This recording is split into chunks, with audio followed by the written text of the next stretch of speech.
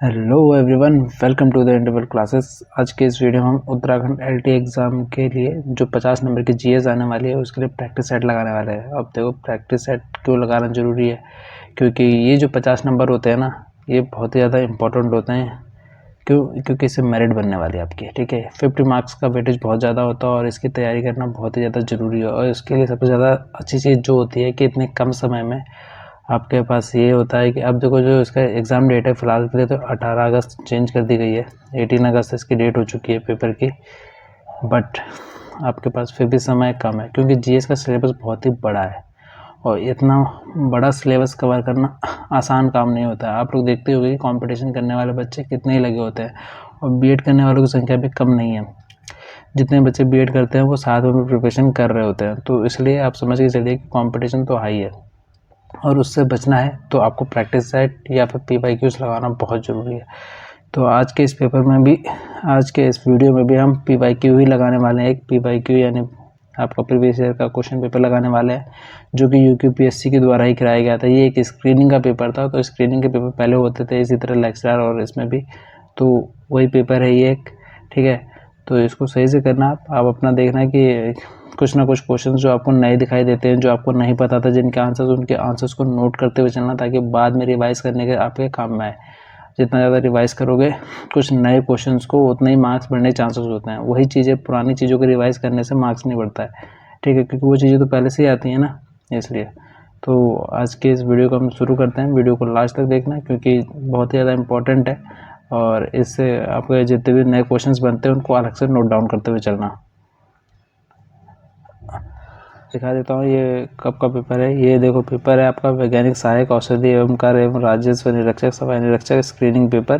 ठीक है, screening paper 2015 में हुआ था। तो ये समझ के चलो कि ये स्क्रीनिंग पेपर था। तो स्क्रीनिंग पेपर में जैसा जीएस बहुत नॉर्मल पूछ जाती है, तो वही जीएस आने वाली है। ठीक है, बस डिटेल जीएस, मतलब ज़्यादा बड़ा सिलेबस होता है तो कैसे कवर होगा वो PYQ के थ्रू होगा। तो आप इस पर देखते जाओ कितने नए क्वेश्चन हैं जो नहीं आते हैं, उसे नोट डाउन करते रहना।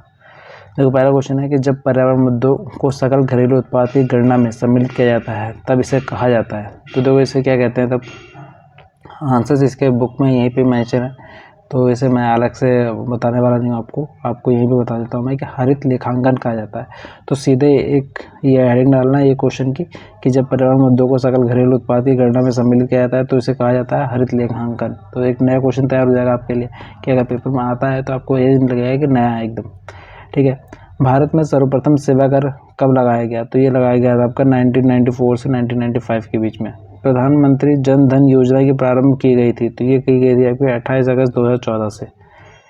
वैश्विक, चलो ये तो छोड़ो, वैश्विक भूख सूचकांक में अभी तो इंडिया की रैंक बेकार चल रही है फिलहाल। यहाँ पे तो 55वीं थी 2014 के समय पे। ठीक है, तो इसको हटा दो। अभी जो 2000 आपका 24 वाली रैंक आएगी वो मैंने एक वीडियो करा रखी है, उसका लिंक मैं डिस्क्रिप्शन में दे दूंगा आपको। वहाँ से जाके वो सारे के सारे इंडेक्सेस को कवर कर लेना, क्योंकि वो मैंने अप्रैल तक की पूरी करा दी है। ठीक है, और जो आगे के होंगे इंडेक्सेस मैं उसको भी कवर करा दूंगा। अगर नीति आयोग की फुल फॉर्म पूछी हुई है, ये कई सारे एग्जाम्स पहले ही पूछी जा चुकी है कि national institute for transforming India. ठीक है, एग्जैक्टली याद रखना। अगला क्वेश्चन है का वित्तीय वर्ष शुरू होता है, तो ये कब से शुरू होता है? आपका अप्रैल महीने से शुरू हो जाता है वित्तीय वर्ष। ठीक है, तो कालीबंगा क्या है, यहाँ पे बिंदी आएगी। ठीक है, कालीबंगा क्या है? तो ये आपका राजस्थान के अंदर क्या है, आपका एक पोर्ट था, किसका? सिंधु सभ्यता का, ये ध्यान रखना। ठीक, मतलब स्थल है। हाँ, बुद्ध ने निर्वाण प्राप्त किया, तो बुद्ध को निर्वाण की प्राप्ति कहाँ हुई थी? तो कुशीनगर में हुई थी। और नेक्स्ट क्वेश्चन है कि आपका हॉकिंस आया था दरबार में, तो देखो कैप्टन हॉकिंस की बात हो रही है, तो कैप्टन हॉकिंस किसके दरबार में आता है? तो ये आता है आपका जहांगीर के दरबार में आता है कैप्टन हॉकिंस। ठीक है, राष्ट्रीय बीजीय मसाला शोध केंद्र स्थित है, तो देखो जो बीजीय मसाला शोध केंद्र है वो आपका ताबीजी अजमेर में। ठीक, उत्तराखंड में 2000 से 2001 से 2013 से 2014 तक उत्पादन जो रहा है, ये तो चलो पुराना क्वेश्चन है वैसे, क्योंकि ये तब का ही पूछा गया, 2015 के आसपास की है ना वो फैक्ट, तो इसलिए पूछा गया है, तो इसे स्किप कर दो, ऐसे मत लिखना। नेक्स्ट क्वेश्चन है कि स्वच्छ शहर कोटि में 476 शहरों के सर्वेक्षण में स्वच्छतम शहर है, तो आपको स्वच्छतम उस वक्त पे था मैसूर। आज के समय पर अगर मैं बता दूं आपको कि मोस्ट क्लीनेस्ट सिटी की अगर बात करेंगे तो इंदौर और नागपुर हैं, ठीक है। फर्स्ट सेकंड पोजीशन पे ये रहते हैं, दोनों मध्य प्रदेश के हैं, ठीक है ना। अब देखो नेक्स्ट बात करते हैं, horticulture mission for north east and Himalayan state का उद्देश्य है। तो देखो इसका उद्देश्य है आपका जैविक खेती को प्रोत्साहन देना। राष्ट्रीय कृषि बीमा योजना की शुरुआत की गई थी, तो ये 25 जून 1999 को की गई थी। उत्तराखंड में अधिकतम हस्तशिल्प इकाइयों वाला जिला है, तो ये आपका अल्मोड़ा है। सतोपंथ क्या है, तो ये ग्लेशियर है, एक हिमानी है। Indian drugs and pharmaceutical limited का एक संयंत्र उत्तराखंड में स्थित है, तो कहाँ पर स्थित है, ये आपका ऋषिकेश के अंदर है, ठीक है। और नेक्स्ट क्वेश्चन हमारा है कि विनियोग आकर्षण सूचकांक में, देखो ये भी उस वक्त का क्वेश्चन है। तो सूचकांक वाली जो वीडियो कराई देखो कितनी इंपॉर्टेंट है, इसमें 2-3 सूचकांक ऐसे पूछे जा चुके हैं। तो मैंने इंडेक्स वाली एक वीडियो करा रखी है आप लोगों को, उसमें व्यूज़ कम आ रखे हैं क्योंकि वो कंटेंट की वीडियो है ना, तो थोड़ा लोग अपने सब्जेक्ट से रिलेटेड ज़्यादा चीज़ें देखते हैं, तो इस वजह से उसे देख लेना। मैं लिंक डिस्क्रिप्शन में डाल रहा हूँ, ठीक है। कोशिश करना है कि वो सारे के सारे इंडेक्स याद हो जाए, बहुत इंपॉर्टेंट है। किसी भी एग्जाम की तैयारी करोगे तो वो आते जाते हैं। गढ़वाल स्कूल ऑफ पेंटिंग्स की स्थापना किसने की थी, तो ये मौलाराम ने की थी, ठीक है। निम्न में भारत के स्विट्जरलैंड किसे जाना जाता है, भारत के स्विट्जरलैंड के नाम से किसे जाना जाता है, तो ये आपके कौसानी को जाना जाता है। निम्न में से कौन सा त्यौहार संक्रांति से जाना जाता है, तो संक्रांति क्या होता है आपका, हरेला जाना जाता है संक्रांति के उससे, ठीक है। और चांचरी है एक, तो क्या है ये, चांचरी एक सामूहिक संगीत नृत्य है। अब निम्न में से सही उत्तर को चूज करना था यहाँ पर, तो यहाँ पे दिया हुआ था ये 26वां नहीं था, ये 27वां राज्य था। उत्तराखंड 3 प्रदेशों से घिरा है, तो देखो 3 प्रदेशों से 3 राज्यों की बात कर रहा है, यानी क्या एक ऊपर से आपका हिमाचल प्रदेश है और नीचे से आपका क्या है उधम से नगर है, वो सॉरी कह रहा हूँ, वो उत्तर प्रदेश है, ठीक है। तो 2 सही है, 3 से तो नहीं है, ठीक है। उत्तराखंड के कुल भौगोलिक क्षेत्रफल 53,483 है, तो यहाँ पे ये भी गलत दिया हुआ है। तो ये वाला जो फैक्ट था हमारा है कि 2843 से लेकर 31 से 27 तक है, तो ये वाला सही था आपका आंसर, ठीक है। उत्तराखंड में पर्वतों का फैलाव जिन दिशाओं की ओर है वो है तो उत्तर से पश्चिम और दक्षिण से पूर्व की तरफ है, ठीक है। उत्तराखंड की सबसे वृहद अपवाह प्रणाली है, तो ये आपकी गंगा है। सबसे बड़ी अपवाह प्रणाली के बारे में पूछा गया है, ठीक है। तो आपकी कौन सी है, गंगा है। अब नेक्स्ट क्वेश्चन देखते हैं हम। फूलों की घाटी राष्ट्रीय उद्यान को संयुक्त राष्ट्र संघ द्वारा विश्व धरोहर घोषित किया गया, तो आपका कब किया गया है, 2005 में किया गया है, ठीक है। और पशुचारण में संलग्न जनजाति है, तो भोटे जनजाति जो है आपकी पशुचारण में संलग्न जनजाति है। आपको पता ही होगा कि बुग्यालों में कई जाके ऊपर मध्य हिमालय में ही निवास करते हैं, मध्य हिमालय की जनजाति कहा जाता है इसे, ठीक है ना। ढोल सागर जिस भाषा में लिखा गया है वह है संस्कृत मिश्रित गढ़वाली, ठीक है। मुस्लिम इतिहासकारों ने तराई भाबर को किस नाम से उद्धृत किया था, तो ये दामन एक को कहते थे वो लोग इसे। थारू समुदाय में विवाह के कितने चरण होते हैं, तो ये 4 चरण होते हैं थारू समुदाय में विवाह के। गुप्त संवत का प्रारंभ होता है, तो आपका 319 होता है गुप्त संवत का प्रारंभ। और उत्तराखंड में अधिकांश कागज मिले जिस जिले में है वह स्थित है उधमसिंह नगर में, आपके सबसे ज़्यादा कागज मिले। और तुंगनाथ जो कि 5 केदारों में से एक है, पश्चिम में कि किस अंग की पूजा होती है, तो बाहों की पूजा होती है, ठीक है। तो नेक्स्ट क्वेश्चन देखते हैं हम। कबूतरी देवी का संबंध है, तो इनका संबंध किससे है, लोकगीत से। तो ये सवाल कई बार कई पेपर में आपको आगे आने वाले पेपर्स में रिपीटेड मिले होंगे देखने को, और जबकि पेपर कब हुआ था, 2015 में हुआ था। तो इसलिए अपना PYQ देखना बहुत ज़रूरी होता है, ठीक है। निम्नांकित में कौन अंतिम कत्यूरी राजा माना जाता है, तो सबसे अंतिम कौन कत्यूरी राजा माना जाता है, तो ब्रह्मदेव माना जाता है। नेक्स्ट अगर हम बात करते हैं तो निम्न में से एक उत्तराखंड का पद्म पुरस्कार से सम्मानित जो व्यापार से संबंध है, तो लक्ष्मण सिंह जंगपांगी जो थे इनका व्यापार से संबंध था और इन्हें पद्म पुरस्कार मिला हुआ है। संविधान में पहले से संशोधन की सिफारिश करने वाली समिति का नाम क्या है, तो स्वर्ण सिंह समिति है, ठीक है। भारत के संविधान का कौन सा अनुच्छेद संसद के संवैधानिक संशोधन करने की शक्ति को प्रदान करता है, तो 368 करता है, ठीक है ना। और आपका है क्या कहते हैं, एक ड्रॉनर ऑफ पॉलिटिक्स के रचयिता हैं आपके ये हैरोल्ड जे लास्की। ठीक है। सन 1953 में भारत में कौन सा राज्य अस्तित्व में आया था? तो ये आंध्र प्रदेश जो था वो आपका 1953 में अस्तित्व में आ गया था। ठीक है। और न्यायमूर्ति साकरिया आयोग जिस विषय की जांच पड़ताल हेतु गठित किया गया था वह था तो केंद्र राज्य संबंध। तो देखो ये भी मैं एक बार अलग से करा दूंगा कि कौन सा आयोग किससे रिलेटेड था, कौन सा जमीन से था, कौन सा केंद्र से और राज्य के विवाद से था, और कौन सा मतलब कि फंडामेंटल राइट से था, फंडामेंटल ड्यूटी से था। तो आते हैं ये सवाल लगातार, ये भी पूछे जाते हैं। मतलब एक कॉमन पैटर्न होता है ना कभी पेपर में कि वो नहीं बदलता है, तो ये उस पैटर्न में से आते हैं ये सवाल। ठीक है। भारत में निम्न राज्यों में से एक में विधान परिषद है, तो ये देखो कर्नाटक के अंदर है विधान परिषद, बाकियों में नहीं है। प्राकृतिक अधिकारों का सिद्धांत प्रतिपादन किया था? तो प्राकृतिक अधिकारों की बात की थी जॉन लॉक ने। ठीक है। अब नेक्स्ट बात करता हूँ। संयुक्त राष्ट्र की सुरक्षा परिषद में अस्थायी सदस्यों की संख्या कितनी होती है? 10, और स्थायी वाले कितने होते हैं? 5। ठीक है ना। और 5 कौन कौन से होते हैं ये भी अगर जानना चाहते हो, चलो ये क्या जानोगे तुम पहले इसे कमेंट ही कर देना। अगर यहाँ तक वीडियो देखी है तो ये तो बहुत ही आसान है, क्योंकि हर बार बात होती है कि यूएन में क्या कहते हैं इंडिया को परमानेंट मेंबर नहीं बनाया जा रहा है, तो पता होना चाहिए। वैसे मैं बता देता हूँ एक दो के नाम। देखो यूएसए तो हो गई होगा, एक चाइना हो गई होगा, आपको पता ही है, इसीलिए क्योंकि चाइना ही ऑब्जेक्शन उठाएगा बार बार। और बाकी 3 के नाम ज़रा सोच के बताओ, मैं भी देखूँ। ठीक है, बस इतना बता देता हूँ मैं आपको कि एशिया से सिर्फ एक ही है, चाइना है। साम्राज्यवाद पूंजीवाद का अंतिम पड़ाव है, किसका कथन है? तो साम्राज्यवाद पूंजीवाद का अंतिम पड़ाव है, ये है आपका लेनिन का कथन। ठीक है। किस संवैधानिक संशोधन अधिनियम के अंतर्गत लोकसभा के सदस्यों की संख्या 525 से 545 की गई? तो ये 31वां संविधान संशोधन था जिसके तहत ये किया गया था। बचपन बचाओ आंदोलन से जुड़े हैं तो आपके कैलाश सत्यार्थी जुड़े हैं बचपन बचाओ आंदोलन से, इसके लिए इन्हें नोबेल पीस प्राइज भी मिला है। ठीक है। और सन 2015 में भारत रत्न पुरस्कार A.V. वाजपेयी, ठीक है, अटल बिहारी वाजपेयी, और किसको दिया गया था? तो मदन मोहन मालवीय को दिया गया था। ठीक है।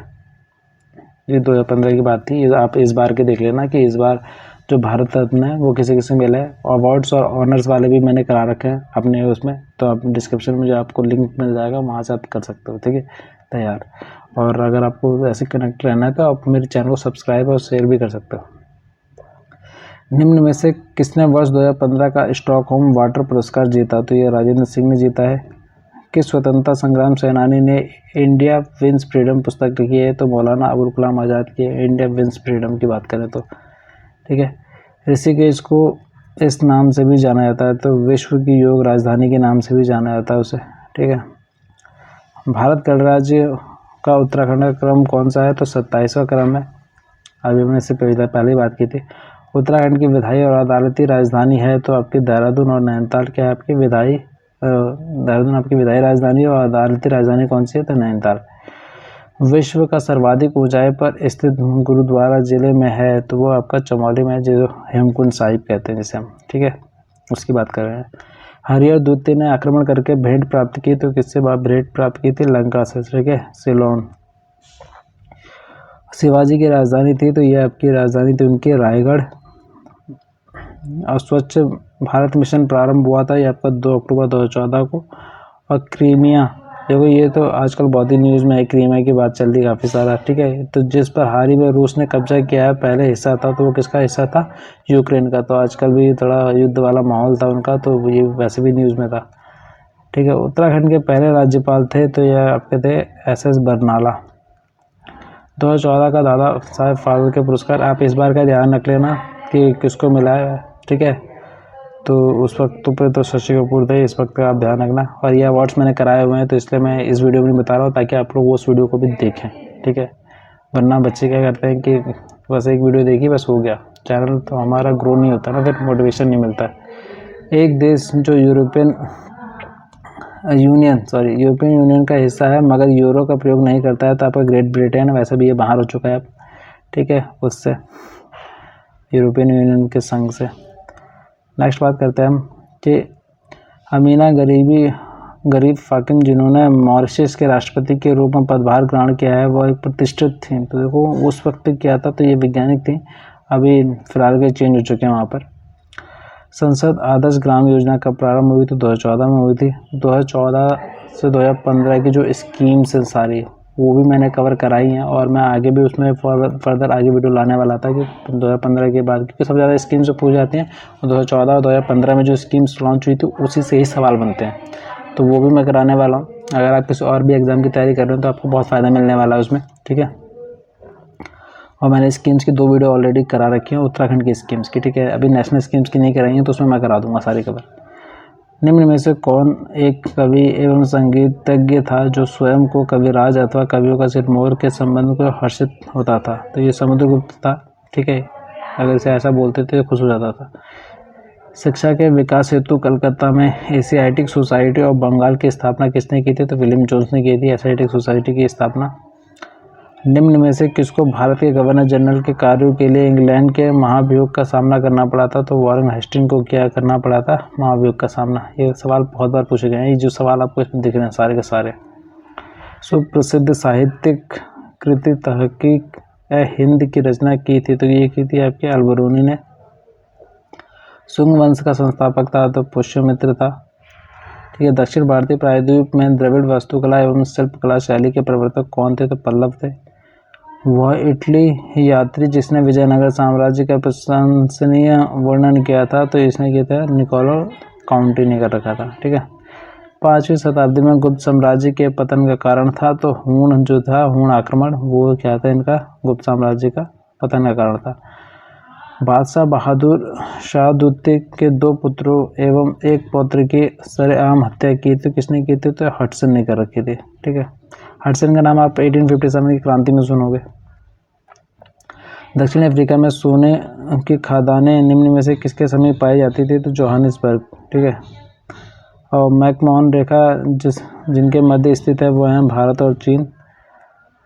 निम्न में से एक औद्योगिक क्रांति का मुखिया था, तो ग्रेट ब्रिटेन था आपका। अमृतसर, अजमेर और वेटिकन सिटी ये आपके क्या है? एक धार्मिक नगर है, ठीक है। और मैं आपको बता दूं कि वेटिकन सिटी जो है वो दुनिया का सबसे छोटा देश है, ठीक है। और ये रोम के अंदर पड़ता है। रोम के अंदर मतलब जैसे रोम है ना, रोम के अंदर एक छोटी सी जगह, एक चर्च की जगह है जिसका कुछ एकड़ ज़मीन है, उसी को देश घोषित किया है। क्यों कर रखा है? क्योंकि उनका मानना यह है कि चर्च पे किसी भी चीज़ का मतलब किसी भी इंसान का राज नहीं हो सकता है, तो उसको प्रोटेक्ट करने का काम करते हैं वो लोग, रोम वाले। लेकिन वो जो है वेटिकन सिटी बेसिकली इटली के अंदर जो रोम है उसके अंदर ही है, ठीक है।